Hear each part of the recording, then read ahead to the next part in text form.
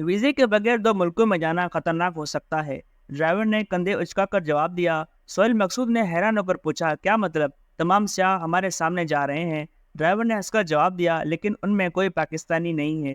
तुम्हारा दोस्त पाकिस्तानी है और अलकायदा का ब्राजील और पैराग्वे दोनों जानते हैं।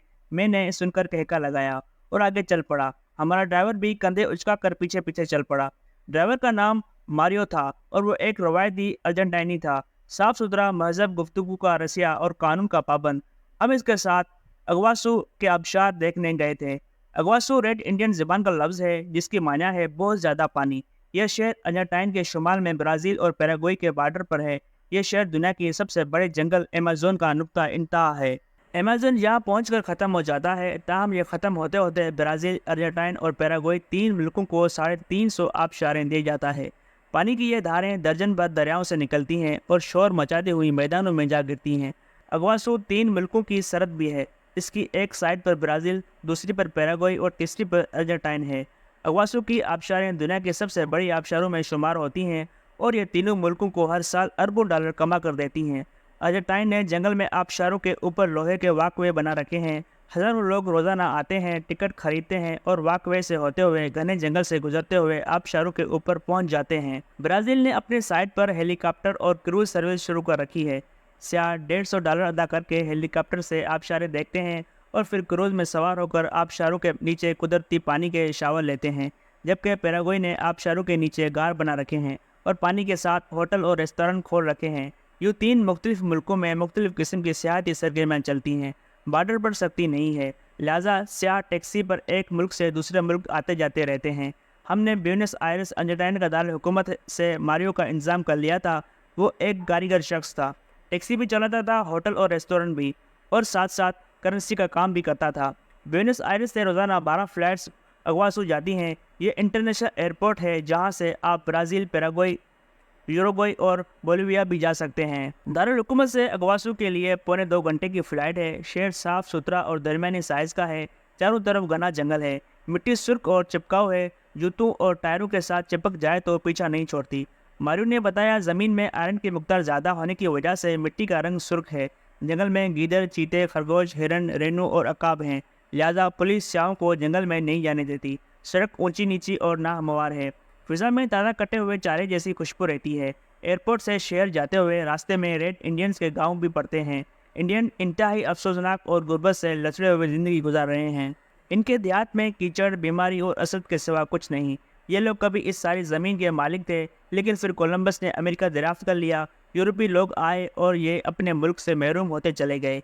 ये अब कैंप नुमा देहात में रहते हैं, फल, लकड़ी और पौधे बेचते हैं और दाएं बाएं बहती हुई शानदार ज़िंदगी को हसरत से देखते हैं। मारियो पहले दिन हमें शहर से आगे पैराग्वे के बॉर्डर पर ले गया। सरहद के करीब कीमती पत्थरों और हीरो की माइन थी। ये इलाका वाना कहलाता है। माइन प्राइवेट थी। मुझे ज़िंदगी में पहली बार हीरो और कीमती पत्थरों की माइन देखने का इत्तेफाक हुआ। माइन के ऊपर घना जंगल है, नीचे खुश्क तालाब है और तालाब के दाएं बाएं माइन थी। गाइड ने बताया, कीमती पत्थरों की माइन में सिर्फ और सिर्फ हाथों से काम किया जाता है। चट्टानों के दरमियान कीमती पत्थर शहद के छत्ते की तरह होते हैं। इन छत्तों को पत्थर काट कर पूरे का पूरा बाहर निकाला जाता है और फिर उसे छत्ते समेत बेचा जाता है। हमने जगह जगह पत्थरों के छत्ते देखे। इनके अंदर अनार के दानों और मगरमच्छ के जबड़े की तरह कतार अंदर कतार पत्थर जड़े हुए थे। इनकी नोकें निकली हुई थी और यूँ महसूस होता था ये चट्टान के दांत हैं और कुदरत ने ये दांत चट्टानों के आराम में खलल डालने वालों को सजा देने के लिए बनाए हैं। छत्तों के अंदर मुख्तलिफ रंगों के पत्थर थे। इन पर जब रोशनी पड़ती थी तो आंखें चुंधिया जाती थीं। गाइड ने बताया, ये छत्ते हज़ारों लाखों साल कबल इस वक्त बने जब ज़मीन बहता हुआ लावा थी। लावे में बुलबुले बनते थे और ये बुलबुले बाद छतों में तब्दील हो जाते थे। गाइड ने यह भी बताया, चट्टान में जिस जगह सफ़ेद रंग की लकीर होती है, छत्ते सिर्फ वहाँ पाए जाते हैं। लिहाजा कारीगर सिर्फ लाइनों का ताक़ुब करते हैं और लकीरों को खोद खोद कर छत्ते तलाश करते हैं। गाइड हमें माइन के बाद शोरूम में ले गया। वहाँ दर्जनों छत्ते पड़े हुए थे। हमने एक की कीमत पूछी तो बताया गया 38 लाख पैसों, ये $1 बिलियन बनते थे। और वहाँ 100 के करीब ऐसे छत्ते मौजूद थे। गोया सिर्फ एक हाल में $100 बिलियन के पत्थर पड़े थे, जबकि वहाँ ऐसे कई हाल थे। कीमती ज्वेलरी और डेकोरेशन पीस भी रखे हुए थे, लेकिन वो इंतहाई कीमती थे। मारियो हमें इसके बाद पैराग्वे के बॉर्डर पर ले गया। वो एक आम सी बार थी। एक साइड पर घर बने हुए थे। ये अर्जेंटाइनी साइड थी।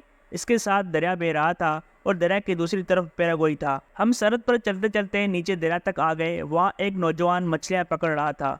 नौजवान ने बताया, पैराग्वे के ताजर सुबह सब्जियाँ और फ्रूट लेकर दरिया की इस तरफ आ जाते हैं। अर्जेंटाइनी ताजर ये अशिया खरीदते हैं और गाड़ियों में भरकर शहर ले जाते हैं।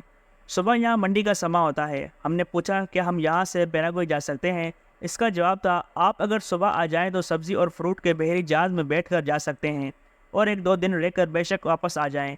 मैंने ज़िंदगी में बेशुमार बॉर्डर देखे हैं, लेकिन इतना सादा और फौज और पुलिस के बगैर बॉर्डर पहली बार देखा। मैंने सोचा, हम भी पाक इंडिया, अफगान पाकिस्तान, पाकिस्तान ईरान और पाकिस्तान चीन बॉर्डर पर ऐसी टैक्स फ्री मंडियाँ क्यों नहीं बनाते। इनसे अशिया सर्फ की कीमतें भी कम हो जाएंगी और गैर कानूनी तजारत भी लीगल हो जाएगी। हमने वापसी पर शहर जाते हुए शराब के बेशुमार दुकानें देखी। मारियो ने बताया, ब्राज़ील और पैराग्वे के लोग शराब खरीदने के लिए रोज़ाना यहाँ आते हैं।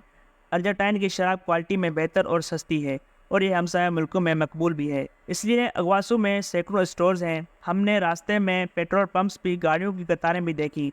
पता चला अर्जेंटाइन में पेट्रोल सस्ता है, लिहाजा पैराग्वे और ब्राज़ील के लोग पेट्रोल डलवाने के लिए जहाँ आ जाते हैं और यूँ कतारें लग जाती हैं।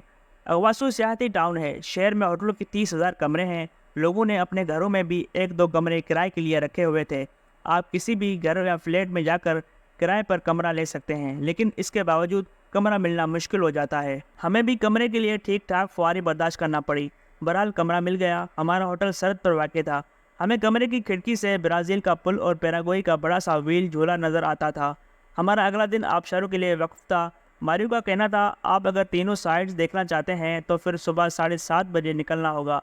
हमने इसके साथ वक्त तय कर लिया। शहर के सेंटर में हमें हिलाल शौरमा भी मिल गया। मालिक मोरक्को से ताल्लुक़ रखता था और हुलिये और वज़न से उस्ताद नुसरत फ़तेह अली खान का छोटा भाई महसूस होता था। हमें बहरहाल हलाल शौरमा और उसे मुसलमान गाहक मिल गए थे। सेंटर अच्छा और भरपूर था। रेस्तोरानों, कॉफ़ी शॉप्स और आइसक्रीम पार्लर्स में ठीक ठाक रश था। ताहम मार्केट के दरमियान रेड इंडियंस ने अपने ठेले लगा रखे थे। वो आवाज़ें देकर अशिया बेच रहे थे। फिज़ा में एक बसंत सी रची हुई थी। ये गालिबन मुर्दा जानवरों की बू थी। हमारा दूसरा दिन आबशारों का दिन था। मारियो ने हमें वहाँ पहुँचा दिया। ये लोग अपनी ज़बान में आबशारों को कतारता कहते हैं। ये लोग आँख के मोतिये को भी कतारता कहते हैं। आबशारें क्योंकि सब्ज़ अमेज़न में मोतिया की तरह महसूस होती हैं, शायद इसीलिए उन्हें कतारता कहा जाता है। अर्जेंटाइन की साइड पर जंगल में रेलगाड़ी भी चलती है, जबकि वहाँ दर्जनों ट्रैक्स भी हैं। ट्रैक्स के ज़रिए पूरा इलाका देखने में कम से कम 6 घंटे लगते हैं, जबकि हमारे पास सिर्फ 3.5 घंटे थे। लिहाजा हमने आधा सफ़र ट्रेन पर किया और आधा पैदल। जंगल में जगह जगह आबशारों के व्यू पॉइंट्स थे और हर व्यू पॉइंट नज़रों को खींच लेता था। ऊपर नीला आसमान था, दाएं बाएं भोरे जंगल और कदमों में नीचे गहराई में गिरता हुआ पानी था। वो जगह हकीकतन तिलस्म होश रुबा थी। एक ऐसा तिलस्म जो इंसान को अंदर से हरा कर देता है, जो इंसान को मॉडर्न ज़माने से 2 कबल मसीह के ज़माने में ले जाता है। और हम इस वक्त ऐसे दूर और हालात से गुज़र रहे थे।